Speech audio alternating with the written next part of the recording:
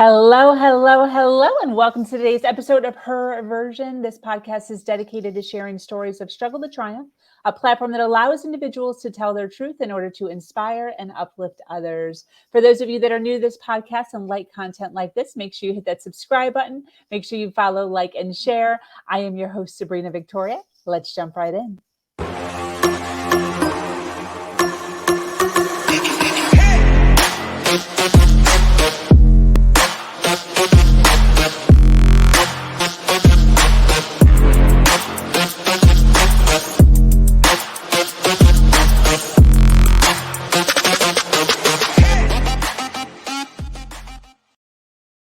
Thank you so much for joining us today for this episode of Her Version. For those of you that are already jumping on live, we so appreciate you being here and hanging out with us. The Her Version platform is built on storytelling and the understanding that many times our greatest learning experiences come from learning from other people's stories. Today, I am speaking with an amazing woman named Lynnette Phillips. Lynette believes in integrating values and beliefs as the cornerstone of your conscious awareness.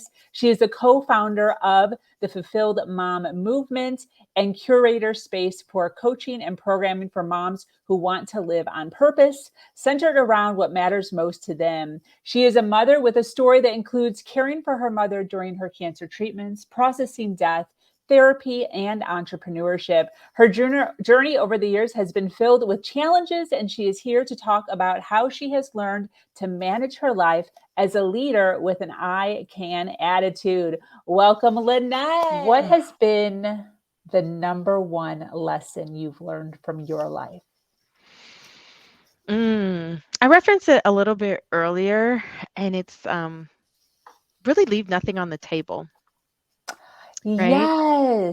And I Yes. think that that doesn't mean that you have to act on everything. I think it's about prioritizing them, really finding out what's important, and inviting and creating space for what those new experiences are, or inviting even, I think, some of the paces of new types of challenges into your life, kind of those calculated risk type challenges.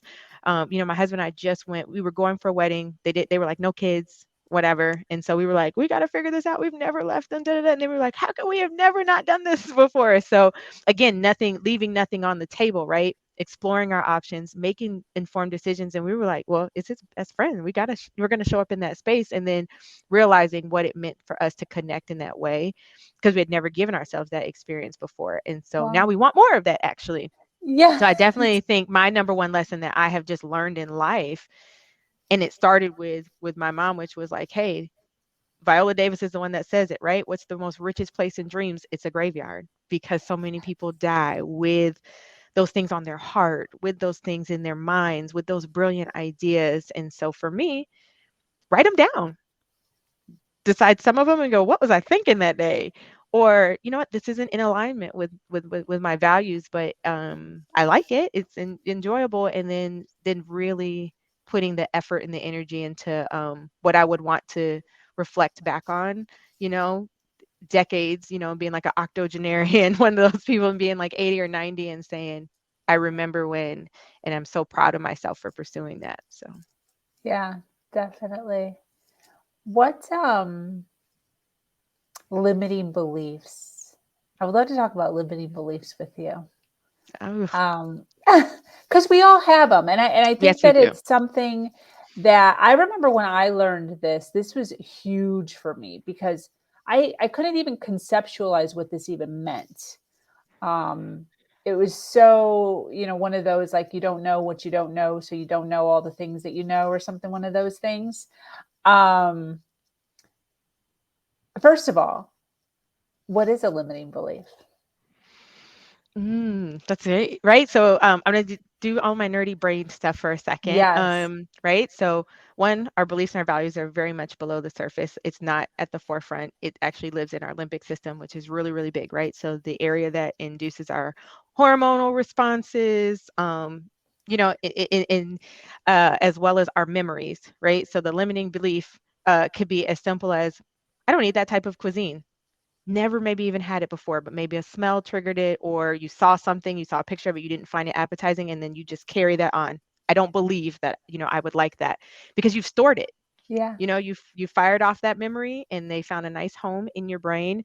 But it then kind of facilitates how you move about the world, and your openness and your curiosity. Definitely think limiting beliefs, will stagnate your curiosity. That's how 100%. I would say see them, and kind of try to distill it down and say that. So I have two specific ones. One was that it was about me and finances. It's specifically in running like departments. So here I am, given roles and responsibility, been a manager in the organization in Disney since I was 21. But if it came to financial reviews, I was always like, oh, that's not me, or someone else can present it, and all this stuff. And it really took another female mentor who was like, come here, let me pull you to the side, and was like, while you may not want to be the human calculator, you are a wonderful storyteller. So I expect that you would get up there and talk about the numbers, because you're so well versed in like what's going on in your department and where you are doing these things. And it really had to then challenge, right, that limiting beliefs, because it was no longer like, okay, yeah, maybe we actually have a finance manager, like somebody's whole job is to crunch the numbers, and then we are to meet together, and then I tell the story of it. So that's like a direct challenge that I think speaks to the power of mentorship. And we could probably have a whole nother day, right, on what you do when someone loves you enough to kind of Yes. help you through those things, and say, Yes. I don't know if this is bringing out the best in you. And I think the second one are very gender biased ones that I'm working through with my kids. I always have felt that like boys were supposed to teach about toughness and girls were supposed to teach about feelings and emotions, and my experience has been the complete opposite, actually, right? And that with my son, nurturing that space, and he has very big emotions, which we love, all of them. And he's very caring and very creative and just this bright light. But I had my own expectations of what I thought being a mother to a boy meant when it came to that space. And it was like, and it's funny because he's loving, but he also plays, tackle football kind of Yeah. thing. And then my daughter is so much like, please, mommy, let me do something by myself. Still super loving, lots of eye contact, loves little nose kisses and other things like that. But for her, it's this level of independence of like, I don't see you do that with him. So why do you baby me, per se? Wow. And I think that through them showing that to me, I always receive that as like a gift of like how I have viewed those particular, gender roles. Absolutely. Definitely. How old are your kids, by the way? 11 and 4. 11 and 4. That's great. You've mentioned a couple times this thing called value sets. Can you tell us what that is? Oh, so I years ago got introduced to this kind of it's a more of a verbal coaching assessments in a way to kind of draw out. But even in our everyday conversations, in talking with you today, we could probably replay this conversation and be able to pull out some of those words, like growth is really important to you, right? Yeah. Not just because you're displaying it in the types of roles that you want to do, but you are curious about it, and you love to interweave it into how people live. And so we would probably get to a subset of like all these things that are important, and then we could be able to prioritize them, for you. And so for me, when I went through the exercise, it was really like, what's really important to me at my individual level. And going through there, I had like 9, listed. Love is there and some other things, but when it really got distilled and I had to compare some of the one versus the other, that's how I got down to joy, kindness, freedom, care, and compassion. And so it's a grounding tool for me a lot of times. It's a decision making tool a lot of times when you have the language around your values are really how you want to interact with the world, and when you're in alignment, you kind of feel much better about the decisions that you're making or the life that you live. It doesn't feel so off because you're like, okay, did I take a job that allows me the integration of family life and home life that I want, because I want to be there not only to physically care for them, but emotionally care for them, and I want to have the bandwidth to deal with whatever season that they are in. If you look at how many moms or even caretakers have left the workforce, it was just it was out of balance. Just the general like need to be able to be present for our kids, and because they couldn't hide in the background anymore. They weren't out of school. They were showing up in our screens Yeah. on Zoom. And so when people think what's the behavior behind someone doing something like that, like quitting their job or just leaving or making those decisions, really at the core a lot of times is I need to take care of myself, or respect is really important, and it doesn't show that we have respect for working parents. Like that's when you really start to get to value sets of what's important for someone at an individual level, and kind of is their North Star or guiding lights in their life.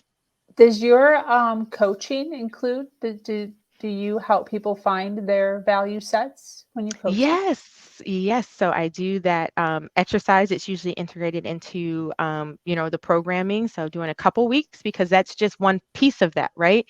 Yeah. That's like having that knowledge. And to me, going back to the hopscotch analogy, a lot of times your values is going to let you know where am I want to throw that rock right now, Yeah. right? So that I can start to think about those steps that I'm going to take, and try to get that. Because the hardest thing in integrating oftentimes either new habits or I think habits that may promote your health and your mental health and wellness and your what you might deem as success, is not even about the achievement. Because achievement a lot of time for others is not about the value, is not the necessary value. A lot of times achievement for them means that I've demonstrated courage.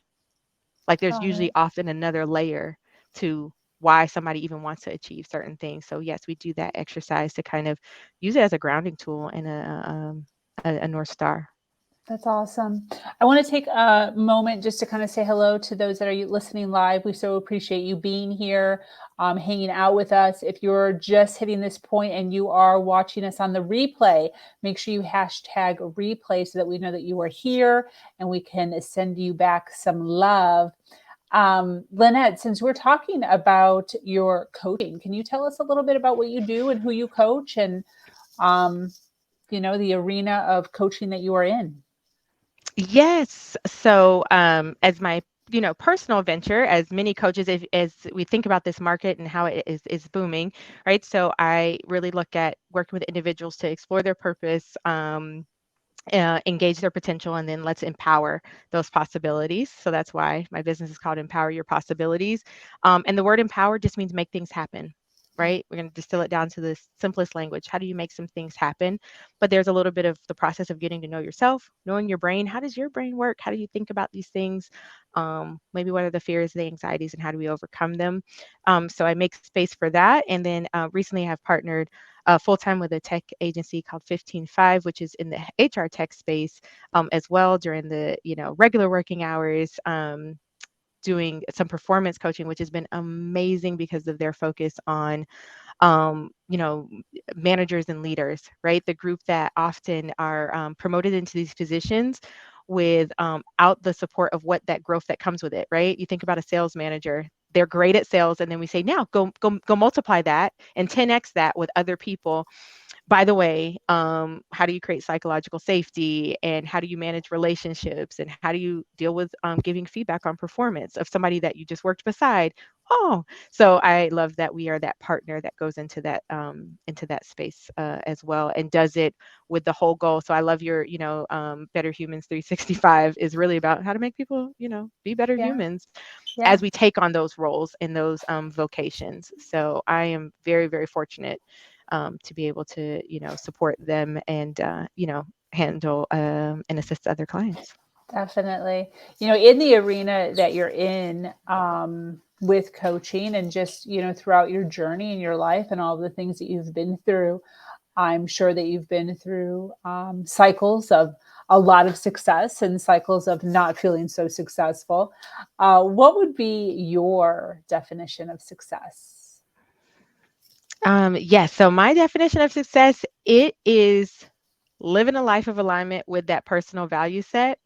And Yeah. it's also in respect to others who are around me. So I think that that's probably the best way to define success for me. I think that along that then comes the types of jobs that you want to do, the wealth you want to acquire, whatever else is important to you. But for me, if I'm out of alignment, then how am I going to show up to respect others? And it's usually not well, because I can pinpoint sometimes in my life where I was out of alignment and I maybe didn't lead the best, or wasn't the most present mom, or, and how do I get back grounded and take care of me to be able to take care of others? And so that to me is a life of success, because other things fall into play. You will actually more creatively unlock more of your potential when you feel good, or feel challenged, like even that good stress, right? Um, and you allow yourself to kind of operate in that space. Yeah, I agree with you.